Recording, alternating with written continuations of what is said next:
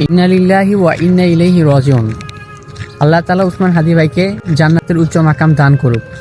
প্রিয় ভাই বোনেরা, আমরা সবাই আল্লাহ তাআলার সৃষ্টি এবং একদিন আমাদের সবাইকে এই দুনিয়া ছেড়ে চলে যেতে হবে। মহান আল্লাহ তাআলা পবিত্র কালামুল্লাহ শরীফে বলেছেন, প্রত্যেক প্রাণী মৃত্যুর স্বাদ গ্রহণ করবে। আজ আমাদের ভাই উসমান হাদি আমাদের মাঝ থেকে বিদায় নিয়েছেন, কিন্তু তিনি চলে গেছেন, কিন্তু আমাদের দোয়া তার সাথে কবরে পৌঁছবে। রাসূল করিম সাল্লাল্লাহু আলাইহি সাল্লাম বলেছেন যে মুমিন যখন তার মৃত ভাইয়ের জন্য দোয়া করে তখন তা কবুল করা হয়। আসুন ভাই, আমরা সবাই তার জন্য দোয়া করি, হে আল্লাহ, তিনার গুনাহকে আপনি মাফ করে দিন এবং তিনাকে যেন আল্লাহ তাআলা জান্নাতুল ফেরদাউস দান করেন এবং তার পরিবারে ধৈর্য দিন এবং আমাদের সবাইকে মৃত্যু থেকে শিক্ষা নেওয়ার তৌফিক দিন।